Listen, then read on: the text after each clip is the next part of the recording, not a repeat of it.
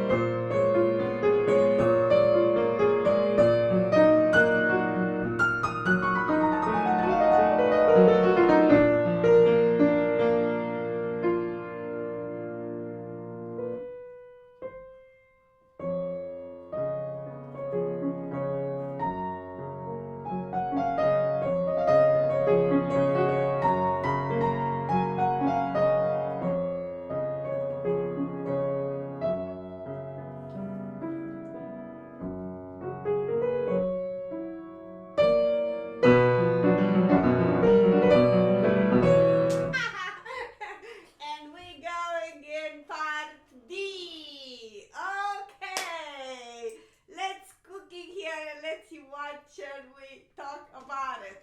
Alright, so first of all, I want to do a comparison a little bit. Now that you hear the beauty of this cute, nice nocturne, I want to make a comparison in between number 1, number 2, and number 3. So number 1, Opus 9, number 1 is here. That it's again about love. Is everything. It's about Chopin, right? But this kind of love, it's a little, you know, like longiness for something that happened long time ago, you know, like. So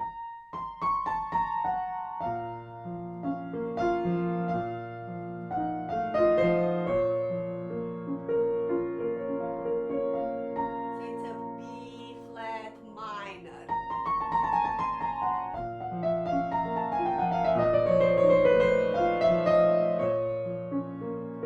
That I do have like a 5-part tutorial how to practice and so on and so forth in my playlist. Now we having number 2, that is all beauty of love.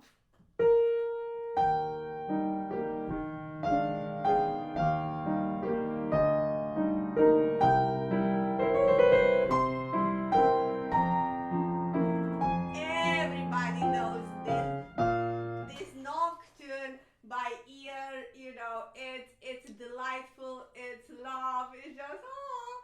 And now we having number 3 that it's about love, but it is about flirtiness and scherzando and so. So we do know that when he composed this nocturne, he was in love with the opera singer, and probably she was a flirty one, cute and flirty, but then heartfelt, you know, like love as well, you know. So that's why this nocturne is so different than number 1 and 2, because the character of the piece. So first of all, it's B major. Alright. Second, we having an allegretto. And then third, we having something that it's not used in nocturne, scherzando. So scherzando means joking and being light, and in my imagination it's kind of being flirty, you know,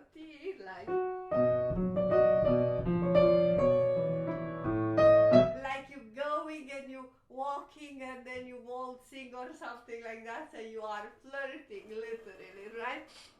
So on another aspect of this nocturne, this is his first nocturne when it's creating a form that he will do it over and over again, and this form of the nocturne, it's a breaking up of the John Field nocturnes, that he was the first one to use the nocturne, the word nocturne in a, you know, in a composition, right?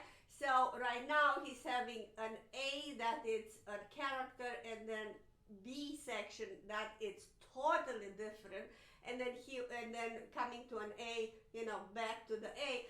But the section B, it's very strong, very dramatic, completely different character than section A. So today, right now, I just played the complete section A, and we're gonna start talking about. So let's talk about. So first of all, I want to point out something that it's controversial in how to play this, because Chopin is using, as I said before, this word scherzando, and not many pianists actually they're following this aspect, you know, of being scherzando, even though Chopin is using like 3 times into the song.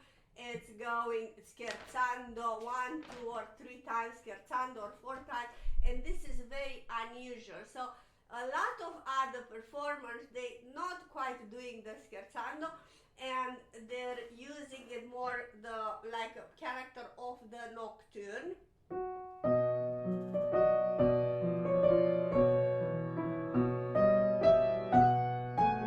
Instead of being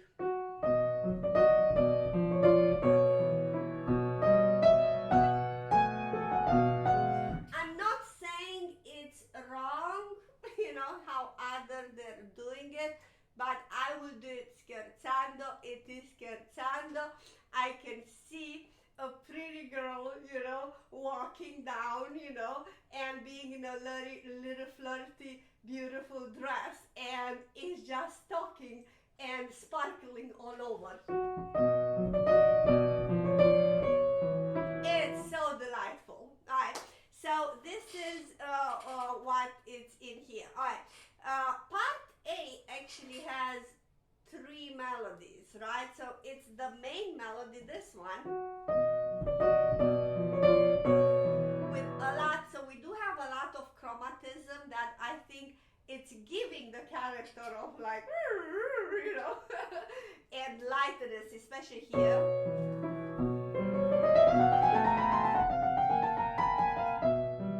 You see how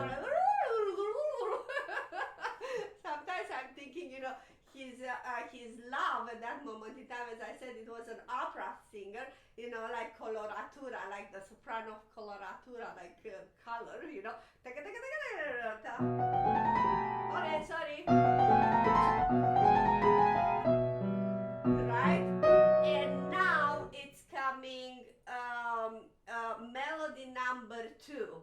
That is his specification. It's expressivo. So in this moment, the flirty girl, it's not flirting actually, it's just full of heart and love.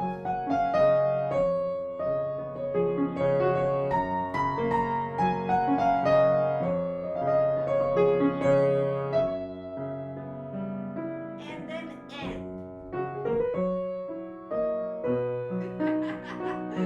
So this is the melody number 2. Melody number 2 practically is composed by 6 measures, actually 8 measures, but the 2 measures, they're the same thing going 3 times. So the first time is just a simple one, like you would like to say something, I love you so much. And you're like, really? Oh, I do. And then if you did not hear me, I love you from the moon up and down, back and forth. And this is my truth. Simple as that. How do you like that, right? Did I make myself, a little, And then it's coming back onto the flirtiness. Again, she's walking. Sorry if I messed up. And then beautiful here. We having a dolcissimo. Look.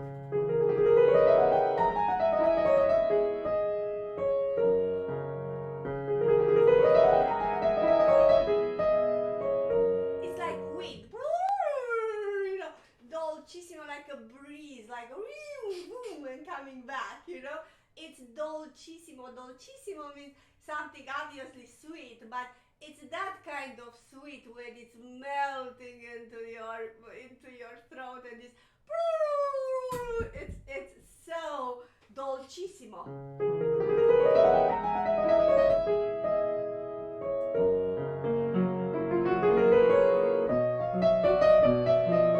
And then listen here.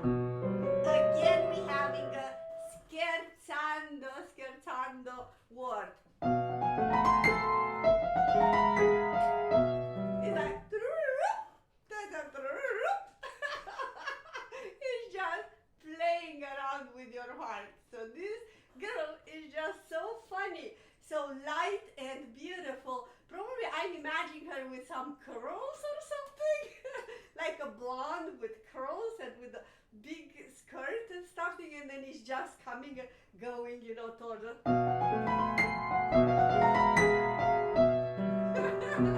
And then again, she's going expressivo. I love you so much. Even more.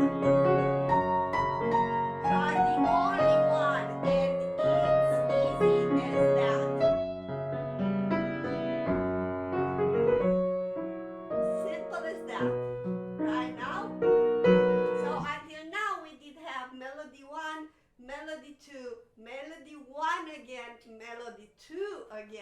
And right now we're going into melody 3, in which I would say here we're having a sostenuto word, right? It's like it's telling you her dreams and her or his dreams or the story of it. So it's actually telling you the story. I wish to be. It's such a wonderful word.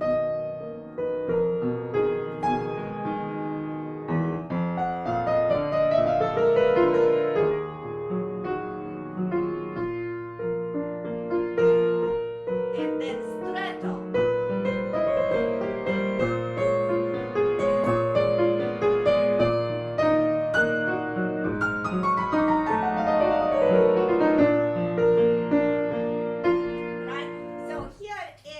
The melody number 3, you know, has a little contrast in it. So it's the story, but then there's some kind of clouds, you know, in which it's arriving to a little climax here where it's with con forza, it's a stretto.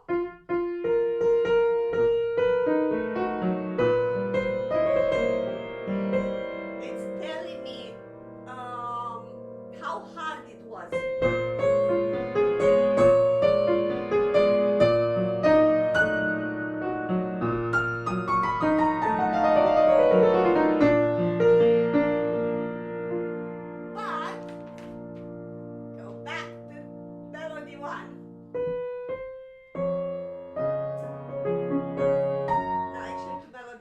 Two actually. So even through difficulties or whatever we had in life, I still love you to the moon and back. It's so romantic.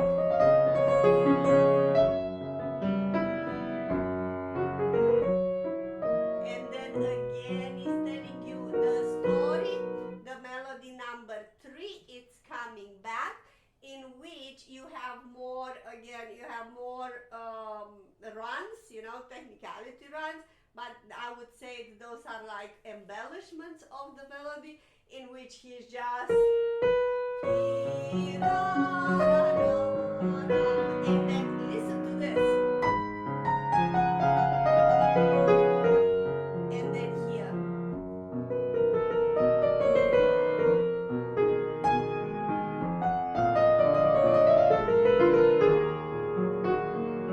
And then the clouds.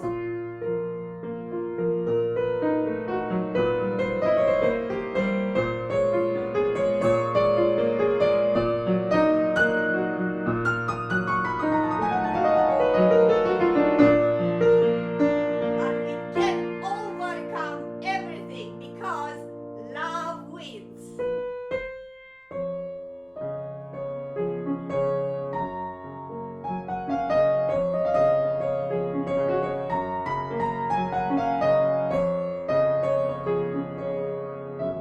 Yes, love wins. As simple as that. And instead of having we going a wrong note, that it's not wrong at all. We're going into a B minor, you know, and we're starting part B of this of this nocturne. So if you enjoy this, this is the part A, and follow me on part B, in which I'm gonna explain you the entire context. Very interesting the way how he is composing this, and ooh, okay, so exactly like that right now. Smokey moved to the camera. My beautiful Smokey that is here. He is bored. Definitely he's bored. Okay, so follow me on part 2 of this analysis. You know, and definitely if you like it and you consider that this one was useful, please subscribe and follow entire tutorial, probably few parts, like at least 3 parts or 4 parts, to teach you how to practice this, how to practice this. So, to give you tips, it's gonna be like a master class of few parts on Patreon. So follow me there and see you to part 2. Thank you.